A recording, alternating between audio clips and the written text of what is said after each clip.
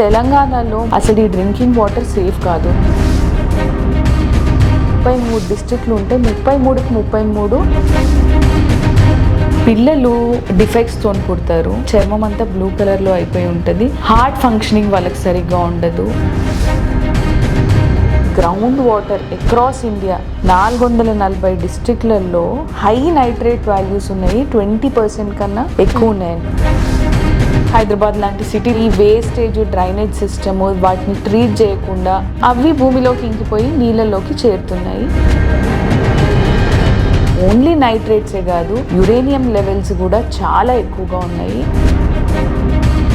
ఇప్పుడు ఇక్కడ ఇండస్ట్రీ ఉందనుకుందాము, ఓ పల్లె ఉందనుకుందాం, పక్కన అండర్ గ్రౌండ్లోంచి వాటర్ వేసి దగ్గరలో ఉన్న చెరువులోకి అసలు మనకు కూడా తెలియదు నీరు వదులుతున్నారు అని. బోర్లో నుంచి వచ్చే వాటర్ స్నానం చేసినా కానీ వాళ్ళకి ఎలర్జీస్ రావడం, క్యాన్సర్స్ రావడానికి ఛాన్సెస్ ఉన్నాయి. ఇవి డైరెక్ట్గా మనం తాగడానికి పనికిరానివి ఈ భూగర్భ జలాలు. అందరికీ నమస్కారం, welcome to Telugu capital TV. నేను మీ రమ్య. ఈరోజు మనతో పాటు ఉన్నారు ప్రముఖ హైకోర్టు అడ్వకేట్ శ్వేత గారు. మేడం నమస్తే. నమస్తే మేడం, రోజు మనం తాగే నీళ్లు కలుషితమయ్యాయి అని అందరు అంటున్నారు, అండ్ ఒక నోటీస్ కూడా వచ్చింది. అది ఎంతవరకు నిజం, అదేంటి? ఇది సెంట్రల్ గ్రౌండ్ వాటర్ బోర్డ్ అని తన రిపోర్ట్లో ఏం చెప్పింది అని అంటే, గ్రౌండ్ వాటర్ అక్రాస్ ఇండియా 440 డిస్ట్రిక్ట్లలో హై నైట్రేట్ వాల్యూస్ ఉన్నాయి. 20% కన్నా ఎక్కువ ఉన్నాయి. అందులో తెలంగాణలో 33 డిస్ట్రిక్ట్లు ఉంటే 33కి 33 హై నైట్రేట్ వాల్యూస్ ఉన్నాయి అని చెప్తుంది. అంటే ఇవి డైరెక్ట్గా మనం తాగడానికి పనికిరానివి ఈ భూగర్భ జలాలు. తాగకూడదు. తాగడం వల్ల ప్రెగ్నెంట్ ఉమెన్కి, పిల్లలకి, పెద్దలకి ఎవరైనా ఎఫెక్ట్ అవుతారు. సో వాటిని ప్రాపర్ ట్రీట్మెంట్ చేయాలి అనేది చెప్తుంది. తెలంగాణలో 33కి 33 జిల్లాల్లో భూగర్భ జలాలు సేఫ్ కాదు అని అంటున్నారు. సో ఏమని చెప్తున్నారు అని అంటే, పర్మిసబుల్ లెవెల్స్ కన్నా ఎక్కువ ఉన్నాయి నైట్రేట్స్ అంటే నత్రజని అని అంటారు తెలుగులో. ఇలా ఎందుకు అవుతుంది? WHO కూడా దీనిపైన వార్నింగ్ ఇచ్చింది. ఈ నత్రజని అనేది యూజువలీ రైతులు యూరియా వేస్తూ ఉంటారు పంట పొలాలకి. సో ఈ వీళ్ళు వేసే యూరియాలో ఓన్లీ 40% క్రాప్ తీసుకుంటుంది, ఆ పంట పొలం అబ్జార్బ్ చేసుకోగలుగుతుంది. మిగతాదంతా ఇప్పుడు వరి పొలాలు అనుకోండి, దాంట్లో వాటర్ స్టాగ్నెంట్ ఉంటాయి, అంటే నీళ్లు అలానే నిలబడిపోయి ఉంటాయి.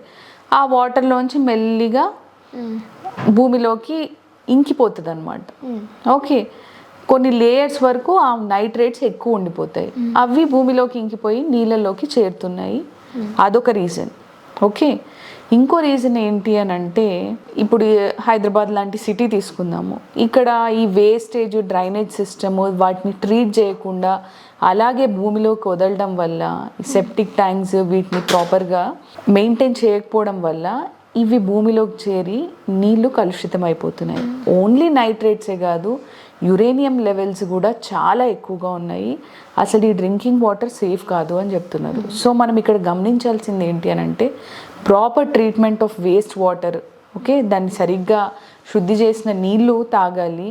వేస్ట్ వాటర్ని కూడా ఏదైనా చెరువులోకి వాటికి వదలడము, డ్రైనేజ్ సిస్టంలో వాటర్ని ట్రీట్ చేయాలి. ఓకే, అలాగే వదిలేయద్దు. అదొకటి. ఎందుకంటే లాంగ్ రన్లో ఇది డెఫినెట్గా ఇంపాక్ట్ అవుతుంది. ఈ నైట్రేట్స్, యురేనియం లెవెల్స్ ఎక్కువగా ఉండడం వల్ల, ఆ నీరు తాగడం వల్ల మనకి డిఫరెంట్ డిసీజెస్ వస్తాయి. First of all skin diseases వస్తాయి. ప్రెగ్నెంట్ ఉమెన్లో ఈ నైట్రేట్స్, యురేనియం లెవెల్స్ ఇవన్నీ ఎక్కువ ఉండడం వల్ల, ఆల్ దీస్ కెమికల్స్, పిల్లలు డిఫెక్ట్స్ తోని పుడతారు. సయనోసిస్ అంటే బ్లూ బేబీ సిండ్రోమ్ అని అంటారు. ఓకే, చర్మం అంతా బ్లూ కలర్లో అయిపోయి ఉంటుంది. హార్ట్ ఫంక్షనింగ్ వాళ్ళకి సరిగ్గా ఉండదు. మామూలుగా ఈ నీరు ఎక్కువ తాగడం వల్ల హార్ట్ డిసీజెస్ వస్తాయి అంటున్నారు. సో మనం చాలా కేర్ఫుల్గా ఉండాలి. తాగే నీరుని శుద్ధి చేసినవి అవునా కాదా అనేది చూసుకొని తాగాలి. సో ఈ నైట్రేట్స్ కన్జంప్షన్ అగ్రికల్చర్లో అయి ఉండొచ్చు. మామూలుగా ఇక్కడ వాటర్ ట్రీట్మెంట్ కూడా ఏదైతే వేస్ట్ వాటర్ ఉంటుందో దాన్ని సరిగ్గా ట్రీట్ చేయాలి. చుట్టుపక్కల ప్రాంతాలన్నీ ఫుల్ ఆఫ్ ఇండస్ట్రీస్. ఓకే, ఆ ఇండస్ట్రీస్ వదిలే నీరు చెరువుల్లోకి వాటికి ప్రాపర్గా ట్రీట్ చేస్తున్నారా? మోస్ట్ ఆఫ్ ది టైమ్స్ మనం ఏం చూస్తూ ఉంటాము, అండర్ గ్రౌండ్లోంచి వాటర్ వేసి దగ్గరలో ఉన్న చెరువులోకి అసలు మనకు కూడా తెలీదు నీరు వదులుతున్నారు అని. ఇట్లా కలుషితమైన నీరు తాగి అక్కడి నుంచి వచ్చే విషవాయువులు అయి ఉండొచ్చు, ఆ నీరులో ఉండే కెమికల్స్ అయి ఉండొచ్చు. తర్వాత దగ్గరలో ఉన్న ఇప్పుడు ఇక్కడ ఇండస్ట్రీ ఉందనుకుందాము, ఓ పల్లె ఉందనుకుందాం పక్కన, అక్కడ బోర్లో నుంచి వచ్చే వాటర్ స్నానం చేసినా కానీ వాళ్ళకి ఎలర్జీస్ రావడం, సో మ్యామ్ ఇక్కడ క్యాన్సర్స్ రావడానికి ఛాన్సెస్ ఉన్నాయి. సో ఇక్కడ మోస్ట్లీ థింగ్ ఏంటి అంటే ఈ మన తెలంగాణలో హైదరాబాద్ లాంటి సిటీస్లలో తప్పించి మిగతా వాళ్ళందరూ కూడా పల్లెటూరులో ఉండే వాళ్ళు బోర్వెల్స్ ఇవే వాడుతూ ఉంటారు. అండ్ వాళ్ళకు ఇంకా వాళ్ళే ఇంకా ఎక్కువగా అగ్రికల్చర్లలో మీరు చెప్పినట్టుగా యూరియా వేస్తూ ఉంటారు. అలాగే సిటీస్లలో చూసుకున్నా కానీ మోస్ట్లీ ఫ్యాక్టరీస్ వాళ్ళు వదిలే గ్యాసెస్ కానీ లేకపోతే వేస్టేజ్ అంతా కూడా మళ్ళీ భూమిలోకే వదులుతూ ఉంటారు.